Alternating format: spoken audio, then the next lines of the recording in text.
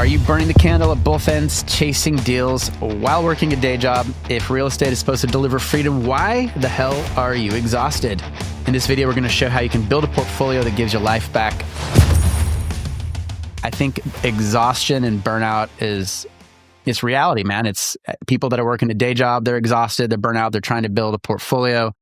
Man, even me, man, like I've had success and I feel burned out some days. And burnout's like, it is what delivers mediocre results, and procrastination and listlessness and basically a wandering life with no purpose. And anybody can have that. Anybody can fall victim to that. So I guess this question is, how do you leverage the things we know?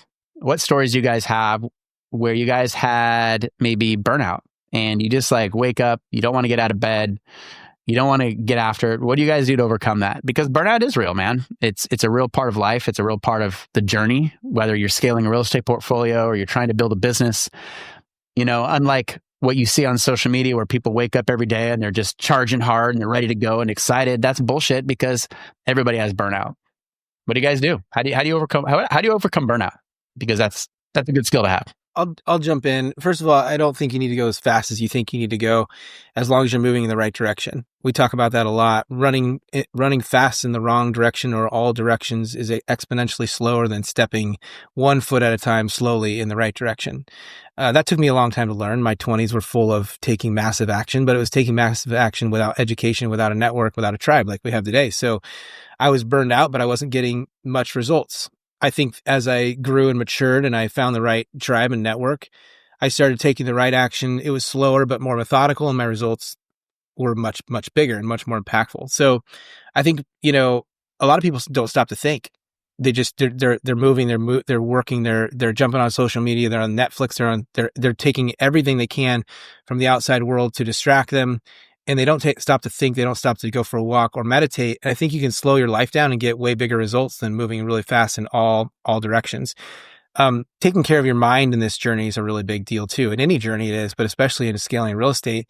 And if you don't take care of your mind, your emotional state is off. You're overwhelmed for a lot of times no reason at all. Real estate is or scaling in real estate is a challenging thing, but it doesn't have to be as challenging as you think. I think there's this narrow path we talk about to go get cash flow freedom. And if you take methodical steps in a slow, but the right direction, you can actually do it with a lot of less burnout. Now, I know in my 20s, for example, I didn't do that. I'm speaking now, I'm 40 years old. So I've been through 10 years of going in the right direction. But in my 20s, I remember being really burned out. I remember being like in tears sometimes because I just didn't understand what was going wrong. I was taking massive action, but I couldn't get results. So I go back to hey, first of all, slow down.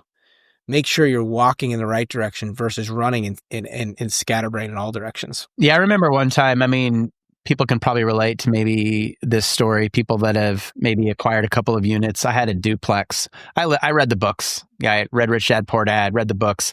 I'm like, I'm going to buy this duplex. And I remember having this tenant that I tried to give him a shot. He didn't have the best credit, didn't have the best background, but he was cleaning up his life. I'm like, okay, I'm going to give this guy a shot. And he ended up abandoning the unit and left these ferrets in the unit that had shit all over the place and just smelled like piss. And, I'm managing the duplex. I might have had one other single family house. And, you read the book or you listen to somebody on social media that's crushing it and things look great. And you're like standing in urine, ferret urine. And you're like, so many times I wanted to give up. I'm like, this real estate journey is bullshit. I'm making $300 a month positive cash flow that just got wiped out with a $10,000 rehab bill to fix this unit. And I think something that helped me overcome that was always, I knew where I wanted to go. I just didn't quite know how to get there. And knowing where I wanted to go helps you, for me at least, help me overcome burnout. I'm like, okay, this sucks, but nothing worth achieving comes without setbacks and comes without burnout. And so just staying focused on the prize, and it goes back to stuff we've talked about in the past, be very clear about what you want your life to look like. And that helps you put your boots back on, get to work. But also I think I was operating in a void. I didn't have a network of people. Like nobody that I associated with or hung out with could ever understand why I was doing this and could relate to what I was dealing with. And years later, in hindsight, like it was actually getting together with Mitch. We were both burnout. We both had a handful of units. We weren't, I mean, these were cash flowing units, at least for me, in the wrong direction. And, but getting around somebody else that shares a common vision, and then start asking yourself questions like, how do I overcome this? How do I get past this plateau? And how do I actually use real estate as a vehicle? And Mitch and I mean,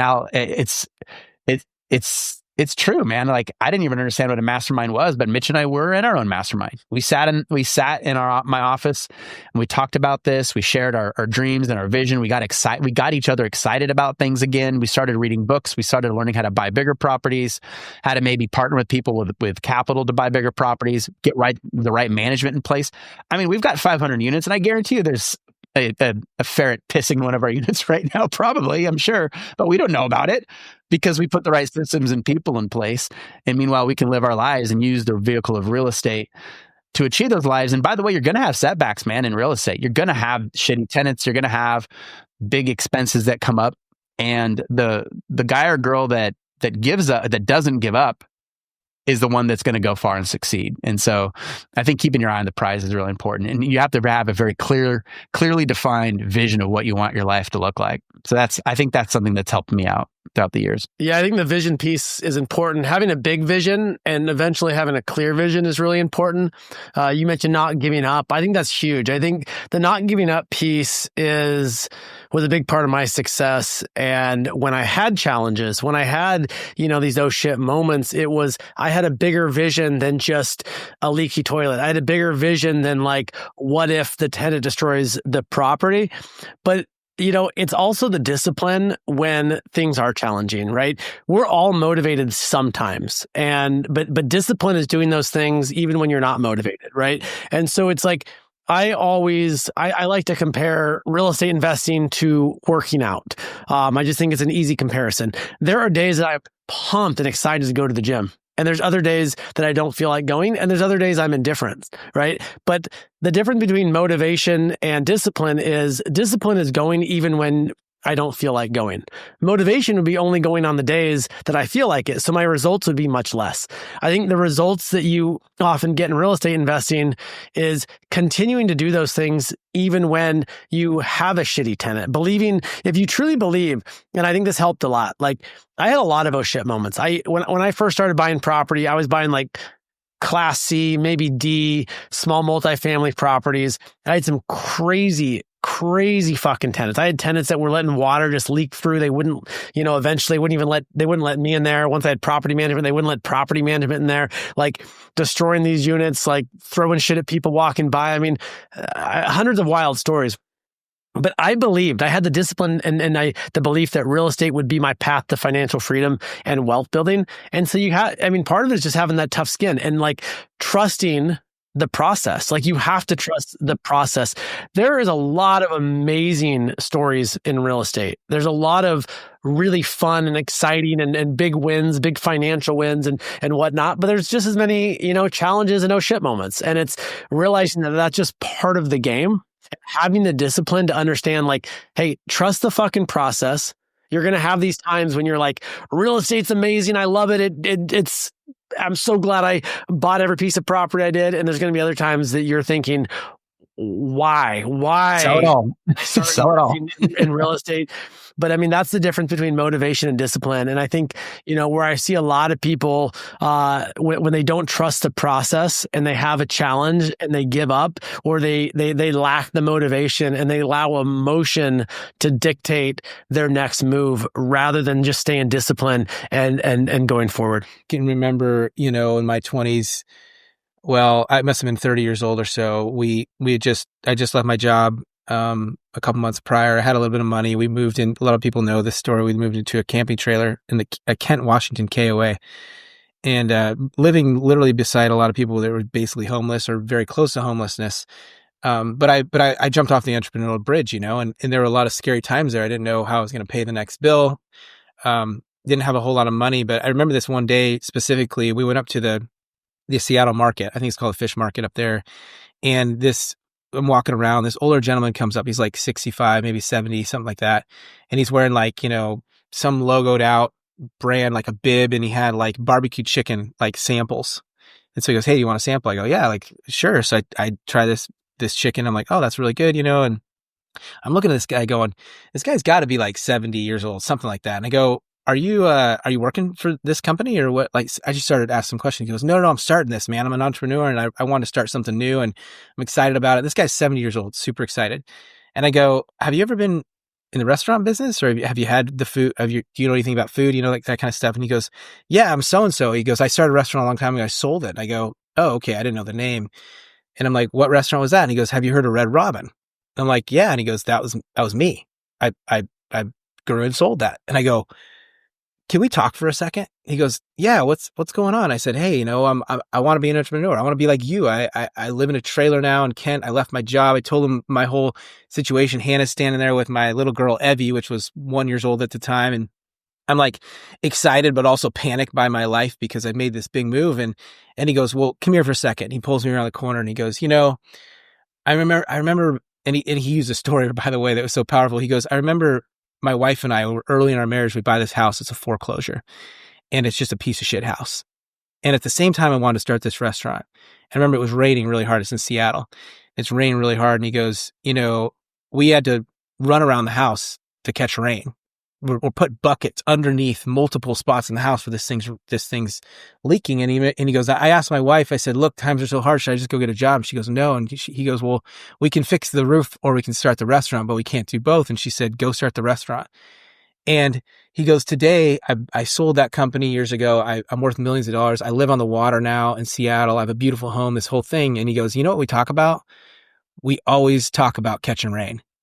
And it hit me like a ton of bricks. And he goes, enjoy your story, enjoy your time in the camper, enjoy your time trying to figure this thing out because the journey is what you're going to talk about someday, not your success.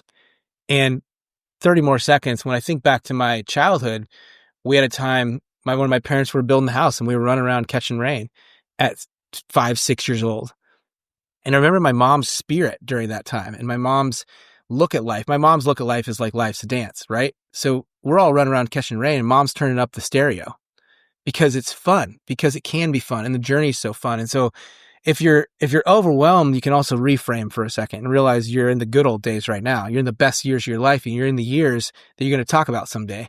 And you're writing your book, you're writing your podcast. And it's as cliche as it is, I think it's true. And today, my wife and I, we talk about living in the Kent KOA. We laugh till we cry today about the things that we went through, even though sometimes they were stressful. So really do enjoy the journey because the destination is not always what it's cracked up to be. I hate to say it, but the journey is really, really important. And so through that story and through the founder of Red Robin, I got to really understand what I was going through and I was just building my own story. Yeah, I think there's some tactics because there's always going to be setbacks. There's always going to be exhaustion and burnout. And I love that you said trust the process, Gabe, and relating that to working out because no human on earth is pumped to go to the gym every single day of your life. No human is pumped to get up and cold call for off-market deals or cold call brokers or underwrite 100 deals. Like no one's pumped for that every single day. And if they tell you they are, they're full of shit. I think also, and I learned this from Mitch, sometimes you kind of need to gamify life too, right? Like what would be a win, right? I love when you talked, Mitch, about making cold calls and for every no, you tracked how many no's it would take to get a yes when you were trying to sell real estate. And you got excited because you're getting, no. Oh, I'm almost close to my yes. And I also think the process, if you want to relate it to like what we do in the 0 to 100 mastermind, we have the R1 framework. R1 stands for retirement number 1. How do you replace your day job income with passive income from real estate? And it's like 200 steps. There's like different phases. And a win could just be to get the next step done that day or that week. Like I know I'm feeling burnout, but a win for me would be to go out and I'm going to call 50 off-market properties. I'm going to talk to 10 brokers and they might none of those activities might generate fruit, but you did it. You got the win. Or my next, I need to go from 0 to something. I need to buy a single family house or a duplex. And I think Brandon Turner talks about, a friend of ours, it's a series of like 5-minute tasks. Like I know that I need to do these 5 things and each takes 5 minutes and it's going to get me closer to my goal. And when you accomplish those things, you're not necessarily, maybe you don't get the property, you don't get the cash flow, but you're closer to the end game. And so I think having a framework and having like like they talk about the guys in the SEALs and BUDS training, right? And the guys that get through it, they're not focused on, I got to get through Hell Week and that's 7 days. They're like, I just need to make the next step. I need to get to the next evolution because there's a framework. And when you frame it up that way, like with our R1 framework, I need to just accomplish the next step. And that's a win. And I think that can help you overcome exhaustion. And coupling, that's action, but coupling that with a big vision, I think those two combined, obviously surrounding yourself with people that are all going through the same challenges, having the same burnouts, having the same setbacks, seeing how they overcome those things either tactically or through their mindset is really key. So a tribe, a framework, all the things we're talking about in the 0 to 100 mastermind, I think is important. So I love that you said trust the process, because sometimes you don't want to trust the process, but I know if I do these things, I will eventually have success. And I think that's really impactful to keep in mind. I think too, though, Travis, like outside of trusting the process is a big one for me. And it's something that I often remind myself and other investors of as well, is trusting the process.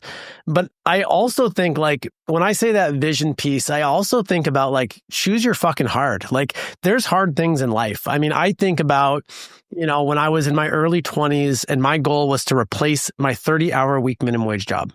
Okay. Now, some people would go, that'd be hard, because my goal was to replace the cash, to replace the income from that 30-hour week minimum wage job with cash flowing real estate.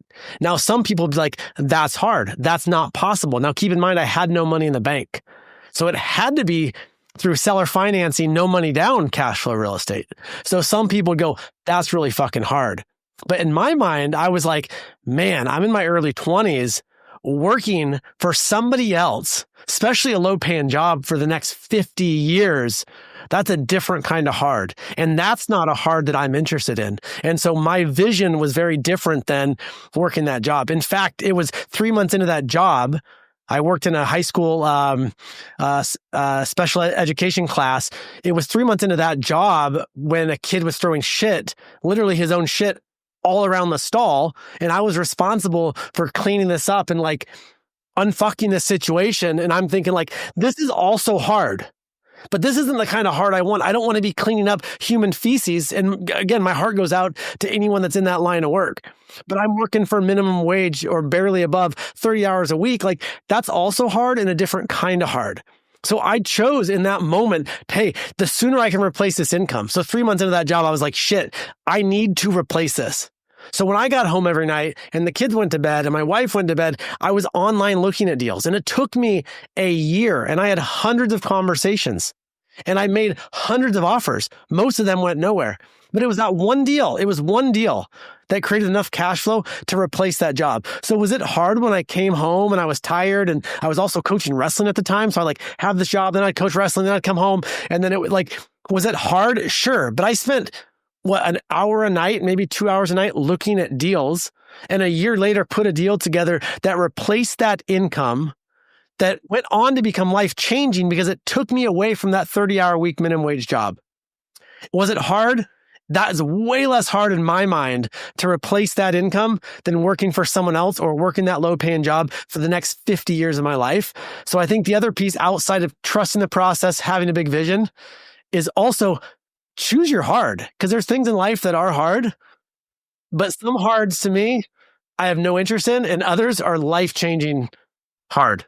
Well, I think as humans, we often run from pain, and we'll even accept situations that are even a little less painful to get away from something that's more painful. I know when I left my job, it was because I internalized and I realized the pain of my job, the pain of not being there for my wife, my kid, not having my weekends, not having a future, only accepting small raises, potentially having a mediocre retirement, all of that pain, when I really thought about that, and if you take a second to conceptualize what occupation you're in today and the way that you work and how much hours you have with your family, when you conceptualize that and you give that a rating, a lot of times that's bigger than the risk of going and doing something like buying real estate.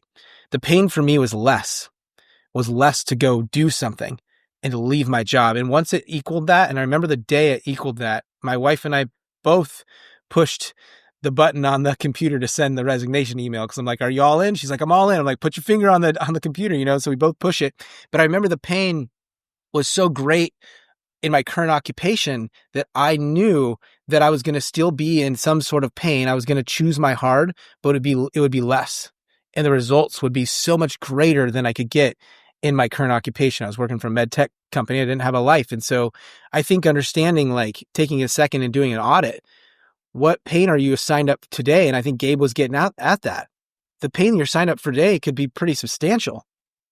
And so, and it could be a lot less than taking the risk and buying cash flow real estate and getting free. So like audit yourself and understand that. And the doomsday scenario, like rarely happens. Like a lot of times, like we've interviewed a lot of people on past shows, and it's like they took a chance, they believed in themselves, they bet on themselves. And in a lot of cases, the worst case scenario for a lot of our investor friends is they would just go back. If it didn't work out, they would just go back to the exact life situation they were in before they started.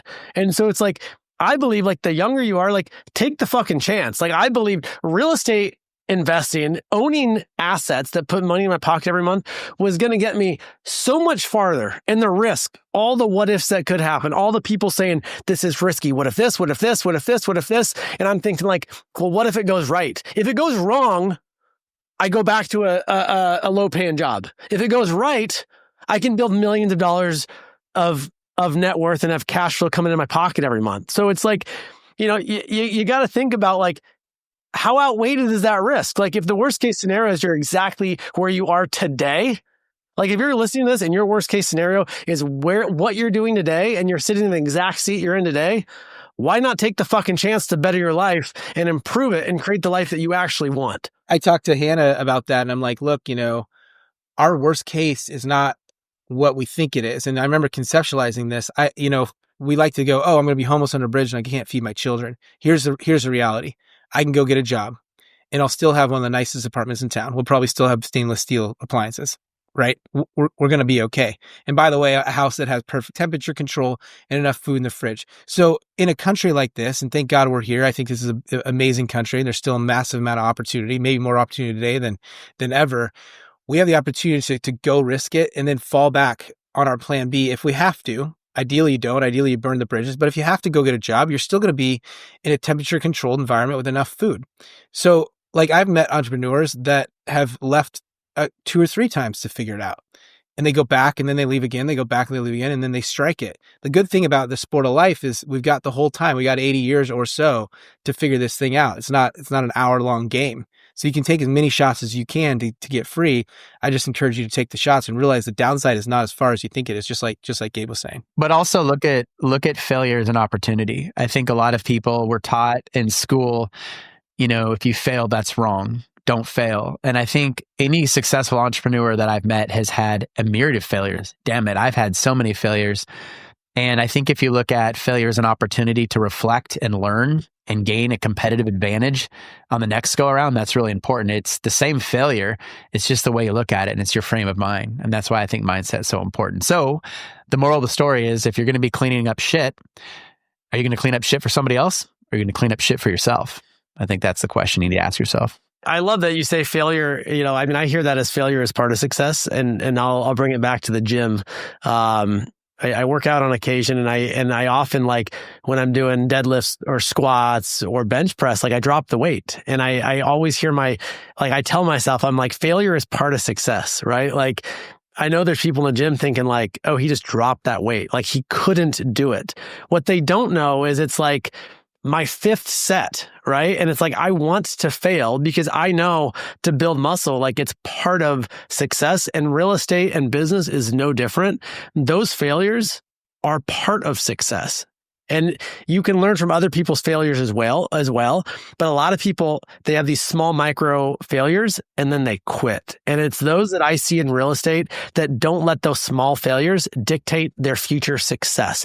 When you have those oh shit moments in real estate and you power through that and you go, you know what, this is just part of the process. This is a small failure in a bigger vision. That's where you have real success. It's not getting and letting those small failures bog you down. It's not letting the fact that you drop the weight dictate your long-term success of getting stronger. And I see it no different in the weight room, in a relationship, in business, in real estate. That's just part of the process. It's a good point. Success is made up of a lot of tiny failures. Some big ones, but the reality is most of the time, most of the time you're able to avoid those big ones because you're able to iterate along the way. Yeah, sometimes there's some bigger ones that we want to get ourselves involved with, but the reality is we fail all the time. I mean, even in our business, we're always tweaking things and iterating things and trying things. Hey, that didn't work. Okay, let's change that. And so you can't look at failure as anything other than feedback, as you progress. But enjoy your journey. If you got to kind of put a bow on it, like realize that you get this one life to go out and do something awesome and enjoy it while you're doing it. I always say to Travis, and I say this to my wife a lot too, these are the good old days. Right now, we're in the good old days. We're living the good old days. So if you're in a journey, you got kids, you got stress, and you got work or whatever, zoom out a little bit and realize you're on the monopoly board of life and you have a lot of options. You got a ton of options, but you got to take control and you got to enjoy the journey while you got it, because it doesn't last forever.